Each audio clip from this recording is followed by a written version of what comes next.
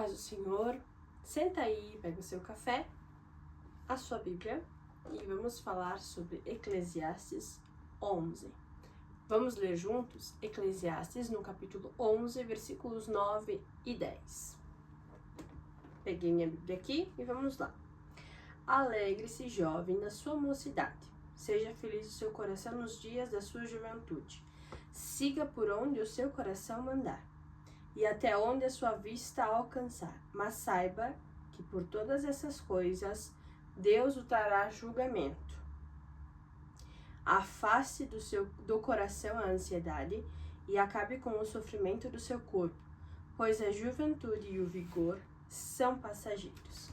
E o tema que eu quero tratar com vocês hoje é: vale a pena seguir Jesus na juventude? E para nós conversar, nós vamos usar esse texto que eu acabei de ler como base. Para você que não me conhece, eu me chamo Stephanie Zanardi e eu tenho um propósito de viver para a glória de Deus e dar o meu melhor a cada dia mais para honrar o nome de Cristo aqui na Terra. Eu trago você comigo e nessa jornada a gente vai conversar bastante sobre a Bíblia. Eu sei que muitas vezes você já deve ter ouvido alguém ler, ou até mesmo lido, ou escutado alguém falar sobre esse texto, porque ele é um texto muito usado quando se trata ou quando a gente vai falar com ou sobre juventude. Só que eu quero trazer algo que o Espírito Santo ministrou em meu coração enquanto eu estava lendo esse texto esses dias. A primeira coisa que a gente percebe nesse texto, e é o início do texto que nós lemos, é: alegre-se, jovem. Alegre-se, jovem, na sua mocidade. Então, primeiramente, o jovem tem que ser alegre. Só que cada um de nós temos uma percepção de felicidade e de alegria. Para alguém pode ser um dia na praia com pessoas que amam, para outras pessoas pode ser a realização de um sonho pessoal ou até mesmo a realização de uma promessa que Deus prometeu e se cumpriu, uma meta pessoal que você alcançou, servir a Deus, ser amigo de Deus. Então cada um de nós possuímos uma definição pessoal sobre felicidade. Às vezes, quando o que é ser feliz para mim não é o mesmo que ser feliz para você e vice-versa. Cada um de nós temos a nossa definição de felicidade. E por cada um de nós ter uma definição pessoal de felicidade, o texto segue dizendo assim: siga por onde o seu coração mandar e até onde a sua vista alcançar. Isso se refere aos nossos sonhos, aos nossos objetivos, ao que nos traz felicidade.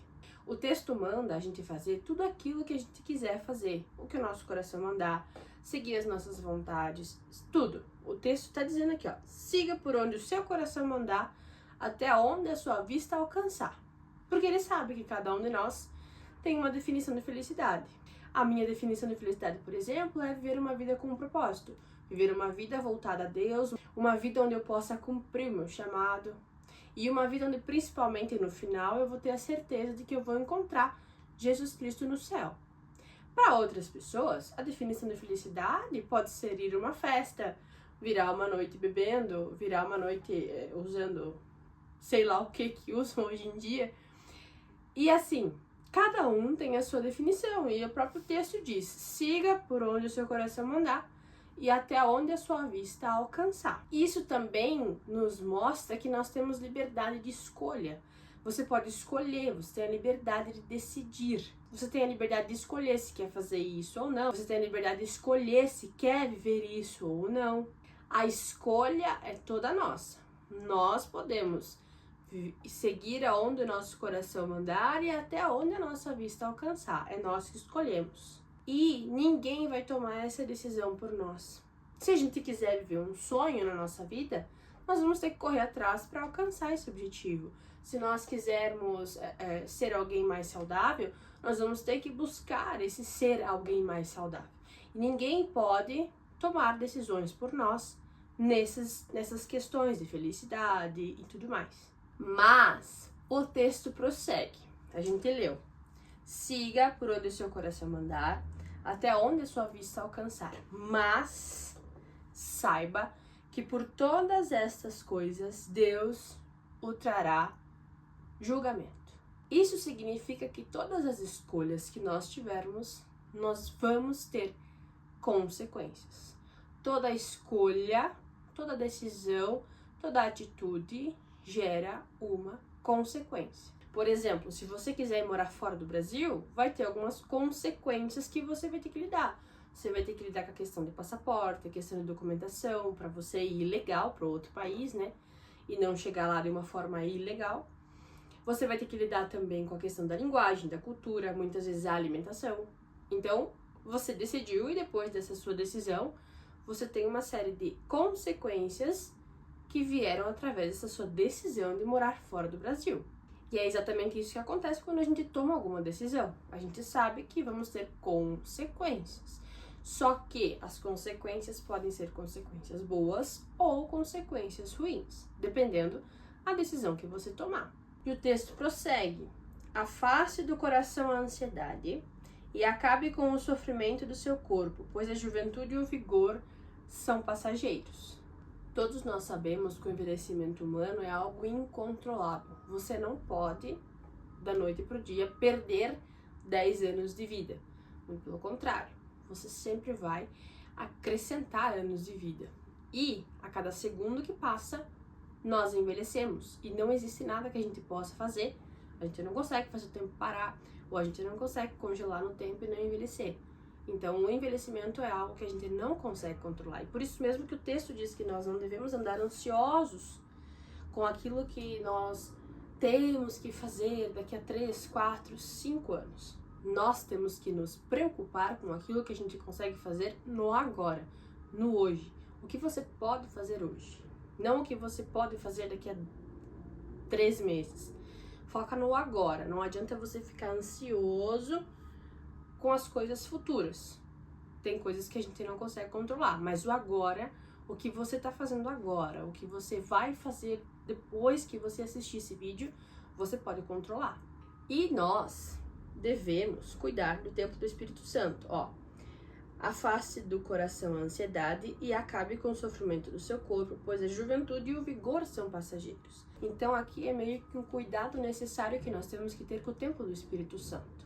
Mas não só um cuidado espiritual. Claro que o cuidado espiritual é ótimo também, mas também nos aspectos físicos, manter uma saúde boa, nos aspectos mentais, se você precisa, procure ajuda de psicólogo, se você precisa, procure ajuda do seu pastor, do seu líder, mas trabalhe essa questão mental também, emocional. Muitas pessoas vivem numa dependência emocional de outras pessoas, não conseguem fazer as coisas sozinha, vive sempre numa dependência, numa carência emocional. Isso também é um problema. E obviamente a gente tem que sempre manter o espiritual muito bom, mas cuide do templo do Espírito Santo também.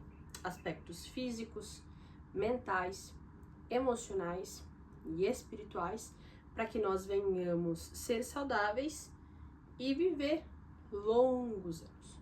Porque nós não conseguimos fazer nada para parar de envelhecer. Você não consegue parar de envelhecer, mas você consegue, com decisões que você toma hoje, escolher viver um futuro saudável. Você pode escolher como você vai envelhecer.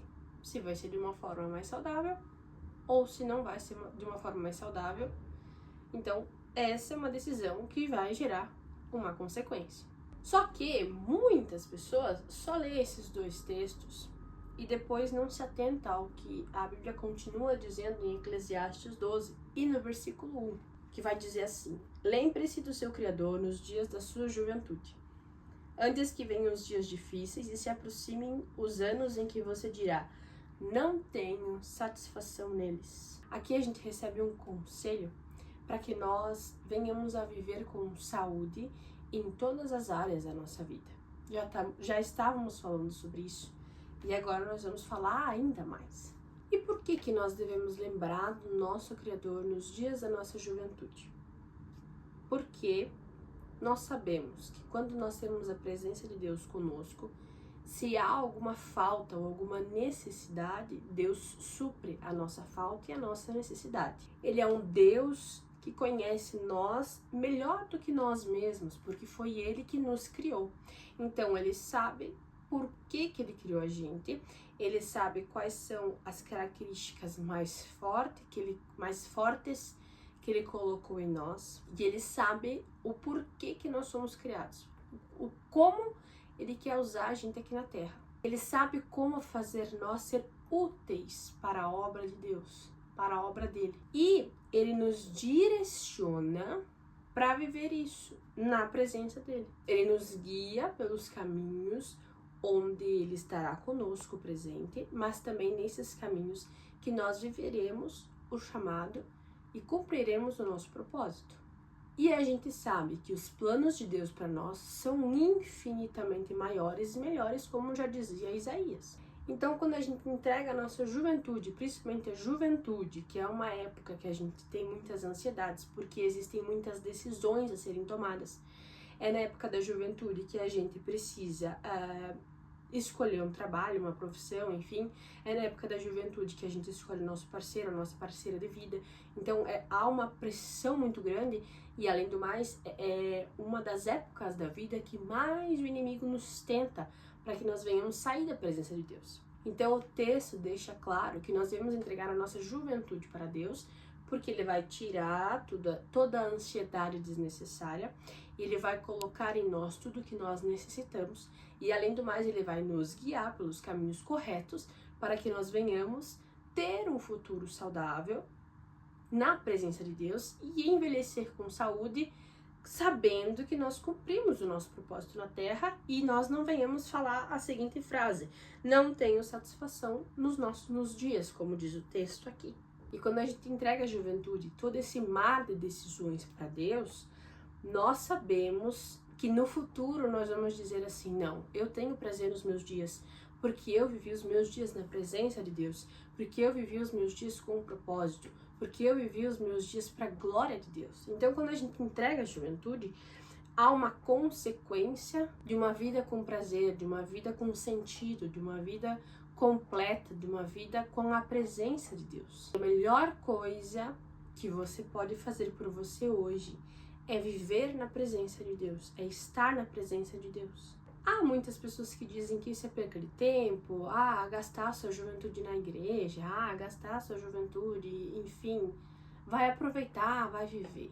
Mas a Bíblia nos ensina através desse texto que se nós entregarmos a nossa juventude para Deus, é como se fosse um investimento a longo prazo para nós envelhecermos bem. E principalmente envelhecermos com satisfação. Se você já pensou no que você quer deixar para as futuras gerações, qual o exemplo que você quer deixar para os seus filhos, para os seus netos, para os seus bisnetos? Daqui a muitos anos, quando você não estiver mais aqui, ou quando nós não estivermos mais aqui, o que será que as futuras gerações vão falar? O que você quer deixar de legado para as futuras gerações? Como você quer ser lembrado pelas pessoas que te conheceram ou pelas futuras gerações que ainda virão? Você quer ser lembrado como? E como a gente vem falando desde o início do vídeo, as escolhas geram consequências. Com certeza, se você entregar a sua juventude para Deus, viver a sua vida inteira e principalmente a sua juventude na presença de Deus, com propósito e cumprindo o seu chamado, as futuras gerações vão lembrar de você como uma pessoa que se dedicou a Deus, como uma pessoa que buscava a Deus, como uma pessoa boa, como uma pessoa sábia, porque a Bíblia traz sabedoria também, enfim. Você vai deixar um legado bonito, mas se você não entregar hoje e continuar vivendo da mesma maneira que você tem vivido, quem sabe muitas vezes virando noites e mais noites em festas e tudo mais, que legado você vai deixar para os seus netos e seus bisnetos? E se eu, Stephanie, puder dar um conselho para você e você querer aceitá-lo, eu digo o seguinte: viva a sua vida na presença de Deus, porque a Bíblia não falha. A Bíblia é a palavra de Deus. Então, se você quer ter uma velhice com satisfação e com prazer, viva o hoje na presença de Deus. Que você possa assumir as consequências de uma vida voltada à presença de Deus. Que você possa assumir as consequências da decisão de entregar todos os seus caminhos, todas as suas decisões, todos os seus propósitos, tudo que você fizer para Deus. Que você possa ter a consequência da decisão de viver uma vida com um propósito, e o propósito maior de trazer mais pessoas consigo para juntas alcançarmos o céu, e que você possa deixar a consequência de um lindo legado na presença de Deus, amando pessoas, amando a palavra de Deus, para suas futuras gerações. Esse é o meu conselho para você, que você possa hoje dedicar-se de corpo e alma a Cristo, que você possa se debruçar na palavra, que você possa se entregar à presença de Deus e viver a sua juventude para a glória de Deus, para no futuro você ter satisfação na sua velhice. E eu espero muito que esse vídeo tenha te ajudado a entender um pouquinho sobre o porquê viver a juventude na presença de Deus. Se esse vídeo te ajudou, deixa um joinha aí embaixo e compartilhe com mais pessoas se você acha que esse vídeo pode ajudar mais pessoas ou se você sabe de alguém que precisa ouvir essa mensagem. Deixe um comentário também em qual parte do vídeo Deus falou com você, tá bom? Que Deus abençoe a sua vida.